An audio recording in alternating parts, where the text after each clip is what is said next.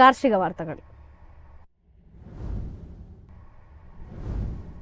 Asian വിപണിയിൽ റബ്ബറിന് താൽപര്യം കൂടി. റബ്ബർ ഷീറ്റിന്റെ ഡിമാൻഡ് തുടരുകയാണ്. ഓണവിപണിയിൽ വെളിച്ചെണ്ണയ്ക്ക് മെച്ചം.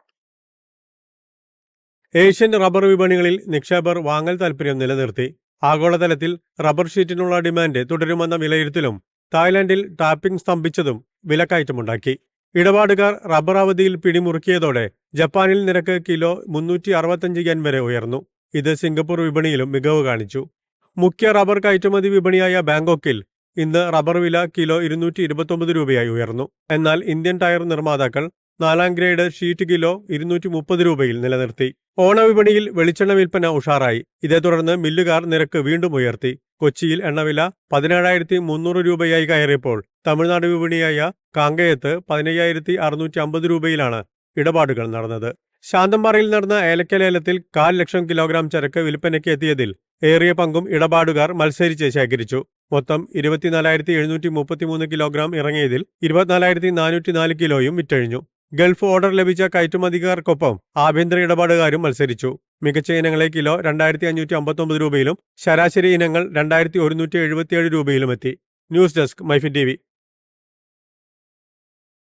കയറ്റുമതി ആവശ്യകതയെ തുടർന്ന് കൊച്ചി ലേലത്തിൽ ഓർത്തഡോക്സ് തേയില വില ഉയർന്നു. കിലോയ്ക്ക് 20 രൂപയാണ് വർധന. കോമൺവെൽത്ത് രാജ്യങ്ങൾ, മിഡിൽ ഈസ്റ്റ് എന്നിവിടങ്ങളിലേക്കുള്ള കയറ്റുമതി ഡിമാൻഡിൽ വൻ വർധനയാണ് ഉണ്ടായത്. കിലോഗ്രാമിന് 20 രൂപ വരെയാണ് ഓണത്തിന് തൊട്ടുമുൻപുള്ള വ്യാപാര ദിവസത്തെ വർധന. തേയിലയുടെ ലഭ്യതക്കുറവാണ് വില കുതിച്ചുയരാൻ കാരണമായി വ്യാപാരികൾ ചൂണ്ടിക്കാട്ടുന്നത്.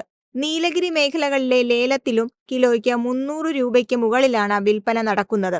മലയോര കയറ്റുമതിക്കാരും ലേലത്തിൽ സജീവമായിരുന്നു. ഇന്ത്യയിൽ നിന്ന് കഴിഞ്ഞ സാമ്പത്തിക വർഷം കയറ്റി അയച്ചത് 2.6 ലക്ഷം ടൺ തേയിലയാണ്.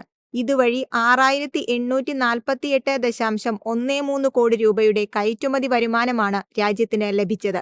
UAE ആണ് ഇന്ത്യൻ തേയിലയുടെ പ്രധാന ആവശ്യക്കാർ. കഴിഞ്ഞ സാമ്പത്തിക വർഷം 1,088.08 കോടി രൂപയുടെ തേയിലയാണ് UAE വാങ്ങിയത്. 40,701 ടണ്ണാണ് ഇന്ത്യയിൽ നിന്നുണ്ടായ കയറ്റുമതി.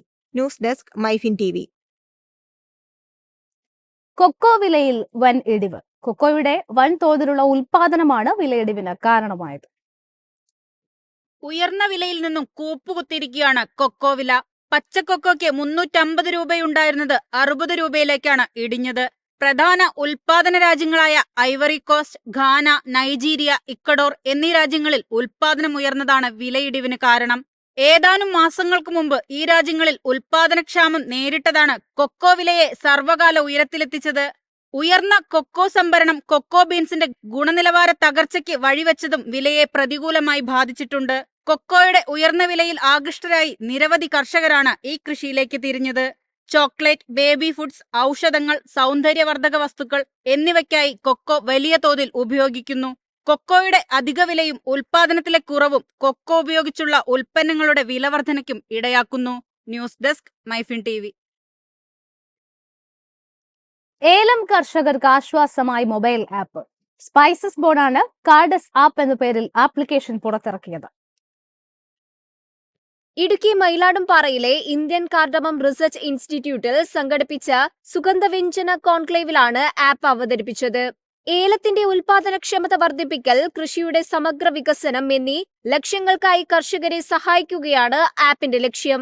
ഏലം കൃഷിക്ക് ഏറ്റവും അനുയോജ്യമായ ഉടുമ്പൻചോല, ഇടുക്കി താലൂക്കുകളിലെ 19 വില്ലേജുകളിൽ നിന്നായി ശേഖരിച്ച സോയിൽ സാമ്പിളുകളുടെ പരിശോധനാ ഫലങ്ങൾ കാർഡസ് ആപ്പിൽ ഉൾക്കൊള്ളിച്ചിട്ടുണ്ട്.